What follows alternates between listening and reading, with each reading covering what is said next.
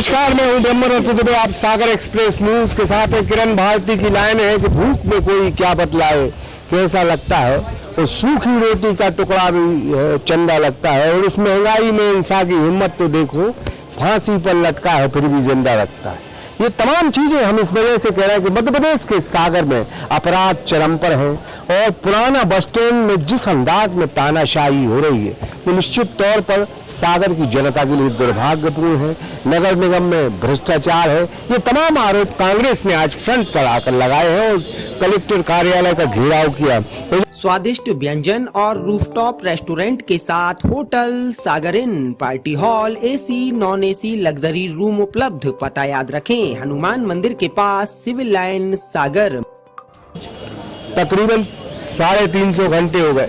जिले का राजा कलेक्टर है, पुराने बस स्टैंड जैसे संवेदनशील मुद्दे पर मौन है। दुर्भाग्य का विषय है कि जहां आज रक्षाबंधन जैसे महत्वपूर्ण त्योहार हैं, तमाम सारी बीमारियां फैली हैं। इस जिला प्रशासन खुद कह रहा है कि तमाम सारी बीमारियां इस बरसात के मौसम में फैली हैं। इनसे जूझ रहे आदमी जो इन बसों के माध्यम से अस्पताल, जिला अस्पताल आ जाते थे, बीएमसी आ जाते थे, तमाम सारे राखी के त्यौहार में लोग, अनराय के त्यौहार में जाना आना होता था।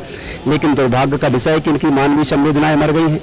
आज जहां तक इन हालातों में जो आदमी हैं और उनके लिए अगर ये नहीं चेत रहे हैं तो ये बड़ा दुर्भाग्यपूर्ण है, अमानवीय है। और मैं ये कहना चाहता हूँ इस जिले की जनता से कि जनता इस बात को सोचे कि हम लोगों ने यह इस बात के लिए उल्लेख किया कि हम इसमें राजनीति नहीं करना चाहते, लेकिन जहां तक सामाजिक सरोकारों की बात है, अगर सामाजिक सरोकारों से लोग दुखी हैं तो कांग्रेस पार्टी इसके पक्षधर है और उसके साथ खड़ी है।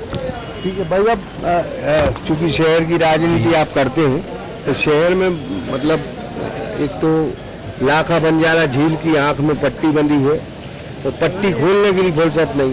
सायपुर में इतना बड़ा कांड हो जाता, मुख्यमंत्री को फुर्सत नहीं, बस स्टैंड चला गया। ये तमाम मुद्दे हैं। आज कांग्रेस को बहुत बड़ा मुद्दा मिला था और उसने जबरदस्त प्रदर्शन किया है। बिल्कुल सही बात है।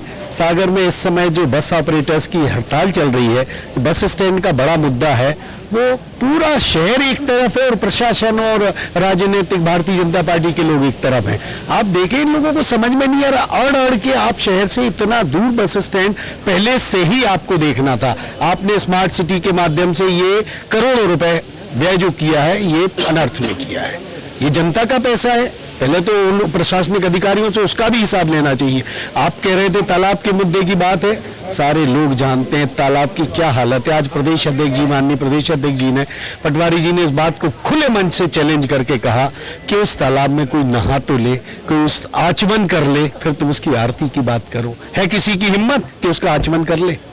बताइए। एक बड़ा अच्छा शेर है कि लोग गाते गाते चिल्लाने लगे, अब तो इस तालाब का पानी बदल दो, कमल के फूल कुमलाने लगे। भाई साहब, अब क्या बताएं, वो तो कमल का फूल तो मुरझा ही गया था, वो क्या बताएं। आते आते हाथ से सत्ता ही निकल गई। चलो, लेकिन कोई बात नहीं। लेकिन मीडिया के माध्यम से और लगातार कांग्रेस की जो सक्रियता है वो इस बात का लगातार विरोध करेगी। हम लोग पीछे हटने वाले नहीं हैं और बस ऑपरेटर्स के साथ खड़े हुए हैं और जनता के साथ खड़े हुए हैं। मतलब ये मान के चले कि पुराना बस स्टैंड जनता का, नगर निगम में जबरदस्त भ्रष्टाचार, आपके साथ पार्षद भी खड़े हैं, सारी स्थिति है। माने लाखा बंजारा की झील। देखिए, ऐसा है, हम सब शहरवासी की जन भावनाओं के खिलाफ सरकार पूरे कार्य कर रही है। कहते थे डबल इंजन की सरकार, अब तो ट्रिपल इंजन की सरकार जनता का खून चूस रही है। ऊपर से मोदी जी, यहाँ यादव जी और यहाँ नगर निगम की सरकार, ऊपर से बोनस में हमारी मंत्रिमंडल पूरा बैठा है। क्या कहना है? तो जनता की कोई भावनाओं का आदर है ही नहीं। ट्रिपल इंजन की सरकार, जनता ने अपना एक नैरेटिव बना लिया था कि शायद बड़ा हमको सागर में स्मार्ट सिटी के रूप में बहुत कुछ सुंदरता देखने मिलेगी, लेकिन हमें शर्म आती है कहने में कि हमारा जनता का टैक्स का 1000 करोड़ रुपया बर्बाद हो गया। अब इतना पैसा कभी नहीं मिलेगा। अगर भारतीय जनता पार्टी की ये नगर सरकार और ये विधायक और मंत्री चाहते तो वास्तव में मैं कह रहा हूँ कि ये लाखा बंजारा के बाद याद किए जाते, लेकिन अब ये दूसरे रूप में याद किए जाएंगे, हमारा दावा। मतलब हम और भी लोगों से बात करेंगे। इस वक्त जो है हम सर्किट हाउस में, और यहाँ जो आप देख सकते हैं कि जीतू पटवारी साहब आए और पूर्व मंत्री से भी हम बात करेंगे, प्रभु सिंह साहब से। भाई साहब, बहुत बहुत जी साहब मैंने आप तो अब चर्चाओं में आने वाले हैं कि निर्मला ने इस्तीफा दे दिया जी। उसके पहले भी चर्चाओं में थे। विधायक से नहीं दिया। विधायक से नहीं दिया, मुझे लगता डर है और भय है, और विधायक से इसलिए इस्तीफा नहीं दिया। परंतु अभी हमारे प्रदेश अध्यक्ष जी ने बोला था कि हम उसको कोर्ट में भी लेके जाएंगे। और मतलब आप कोर्ट से ये कहेंगे कि आप पार्टी तो छोड़ो कम से कम। हाँ, हम लोग तो खुद कह रहे हैं, हम लोग खुद धरना प्रदर्शन कर रहे हैं कि अभी हमारे कांग्रेस के सिंबल पे आप जीती हो, आप इस्तीफा दो। लग रहा है कि डर रही है भाजपा भी, निर्मला भी, भाजपा भी और निर्मला भी, सब डर रहे हैं। हाँ। है ना, और इसलिए तो इस्तीफा नहीं दिया जा रहा। नहीं तो जिन लोगों ने इस्तीफा दिया वो पहले इस्तीफा दे के चुनाव लड़े, तो इनको इस्तीफा दे देना चाहिए। कितने दिन हो गए, 3 महीने हो गए। बीना जिला बनाओ का बातचीत चल रही है, थोड़ा ही आवाज उठी है। अरे अब वो तो कुल मिला के क्या है, केवल कागजी कार्रवाई और कुल मिला के भ्रमित करने की साजिशें रची जा रही है, और धरातल पे कुछ भी नहीं है।